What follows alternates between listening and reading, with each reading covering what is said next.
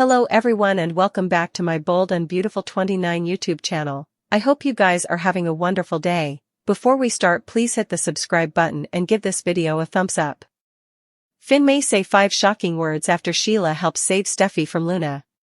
Sheila has come to a disturbing consummation about Luna. Although Sheila was originally itching on relating with her granddaughter, she now understands that Luna is a serious trouble.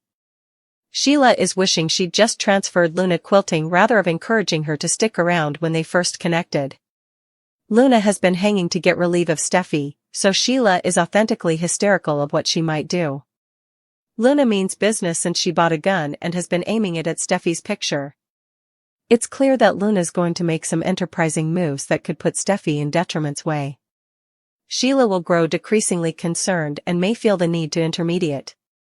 It's possible Sheila will come to Steffy's deliverance herself and indeed dive in front of Finn's woman to save her from Luna. It's also possible that Sheila will advise Finn or maybe Liam if he lands in the right place at the right time. It's easy to imagine Liam rushing back to the precipice house after hearing Sheila's warning at Il Giardino or commodity along those lines. Liam would be the main idol, but Sheila would still earn some credit for putting him on the path to a deliverance. Finn and Steffy were surprised when they heard about Sheila obliging Luna to leave city lately. Ridge offered updates on Sheila defending Electra from Luna, so that news also left Steffy and Finn taken suddenly. Sheila formerly saved Kelly's life that scary day at the sand, but now she may play a part in saving Steffy's life, too. Could this eventually open the door to Finn having a real relationship with Sheila? Will Steffy allow that if Sheila plays a part in keeping her alive? Steffy and Finn have further extremities ahead of them, so don't miss what's in store. Luna plutocrat riddle. Where is all that cash coming from? Luna obviously lost her Forrester intern gig when she blew up her life and went to captivity. Bill got Luna out on house arrest before eventually getting her pardoned, but also he demurred her out of the manse. Sheila talked about getting Luna set up in a near apartment, so that's presumably how she got the cute little place that lately debuted. We are wondering how Luna is supporting herself since she spends all her time soliciting and conniving rather of working nearly. Luna easily has a nice wardrobe, she's got plenitude of plutocrat for her hair and nails too grounded on her gorgeous appearance. We also see and ignore the giant envelope of cash that Luna handed over to the gun dealer. Luna pulled it out of a hole and told the Joe not to worry since she had his plutocrat, so it didn't feel like a big deal for her to come up with that important. It's possible Sheila patted Luna's bank regard a bit when she moved her in that new apartment. Sheila talked about having plutocrat formerly upon a time, so perhaps she put some of it to good use on her granddaughter. If Luna is scamming someone for plutocrat or maybe has a sugar daddy who's helping with her cash inflow. Luna had no problem kissing Bill back when she was trying to betray him, so she might be playing gold digger and luring someone differently for plutocrat now. Luna's plutocrat riddle is commodity that raised questions on social media lately. Luna entered the Cliff House and spooked the crap out of Steffy. She had numerous words for her. Luna tried to maintain her case about seeing her father. She was induced that Steffy kept her from that moment, and not because of her own cold thoroughbred boggling ways. Steffy reminded Luna that she doesn't take responsibility for the crimes she committed. Luna asked Steffy to allow Finn to be part of her life. Steffy responded with a resounding, no. Formerly again, Luna isn't taking no for an answer. It's an ongoing theme in her life. She advised Steffy as she said, "Watch me." Finn came home and wondered why Luna was in their living room. He made sure that Steffy wasn't hurt. Luna prayed him not to turn his reverse on her. Will he delve? Or will he stay true to his word? Sheila wondered about Luna's whereabouts. She hoped that her granddaughter would hear to her and leave Los Angeles. Cleric walked by and wanted to know what was on her mind. That's when Sheila brought up Luna. Cleric didn't look amused. This was the last name he wanted to hear. He reminded Sheila that Luna is a psycho who killed 2 innocent men and nearly left Steffy for dead. He took it as far as to call her Loony Luna and Cray Cray. Sheila eventually came out with the verity. She told Deacon that she's been in touch with Luna. Deacon's agony came true. We have been curious about Luna's fiscal situation, so stay tuned for updates on any plutocrat-related news ahead. Luna's focus will remain on Steffy and her revengeful scheme, so don't miss what's coming up. Cleric is the last to know about Hope's engagement news. She said yes to Carter. But, as we know, Carter and Deacon didn't get on. So, how will he reply to this news? And how will it affect his relationship with his son? Cleric loved the idea of marriage. He was glad that there was someone at Forrester Creations who was lodging for his son. Hope demanded someone on her side, especially when her voice wasn't being heard.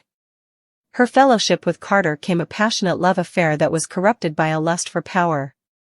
Their need to get vengeance on the Forresters came a sick preoccupation. Suddenly, it wasn't delightful presently.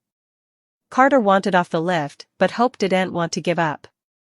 She told him that he merited to be at the top of the commercial graduation. But having all the power wasn't what it sounded, especially when he lost his friend.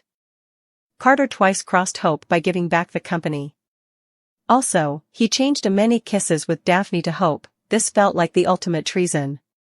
Suddenly, she set up herself without a job. During this time, she confirmed her relationship with her father Deacon, who had no problem remonstrating Carter's but Hope and Brooke were in a fragile state. Their mama-son bond changed when Hope nearly slighted her. Hope felt that Brooke was also betraying her. So, she demanded someone differently on her side when no bone differently was there for her. But the dynamics have since changed. Hope and Brooke are on good terms again. Brooke formally gave Carter and Hope her blessing. Still, Deacon will feel else. Formally again, this will put a wedge in his relationship with his son. We're curious to see Deacon's response. He's surely not going to keep his passions to himself. Luna forced her way into Steffy's world, Sheila fessing up, and Taylor and Ridge taking some time for themselves. Luna wasted no time letting Steffy know that she knew they were alone, and advising her to not pick up her phone to make any calls. Steffy made it clear Luna wasn't welcome. She and Finn want nothing to do with her, especially Finn. Luna lost it. She contended with Steffy to let up and allow her to be part of her father's life. She needs him.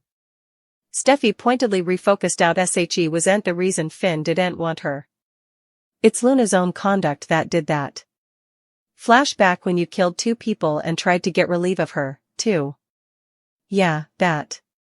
Luna swore that wasn't her and she wasn't that girl presently. Still, her conduct were screaming louder than words.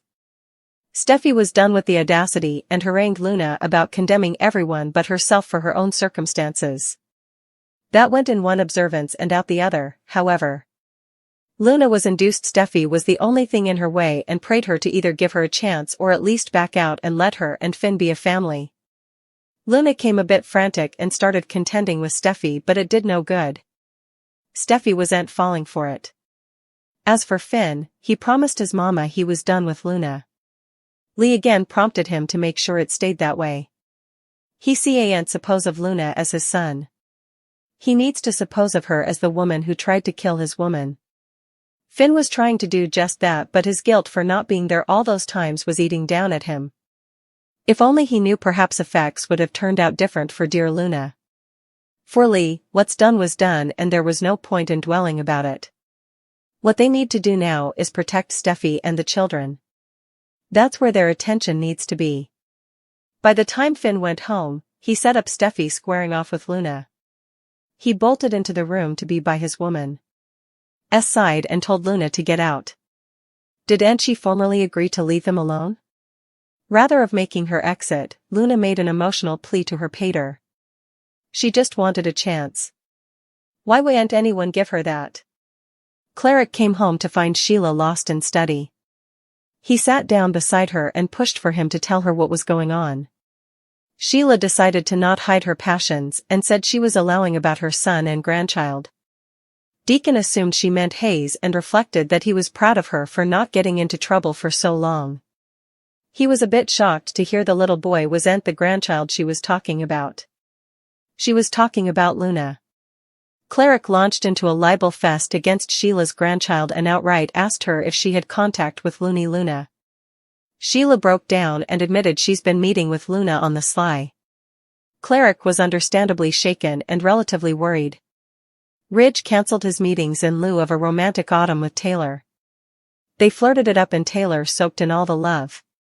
She was happy to be back with him.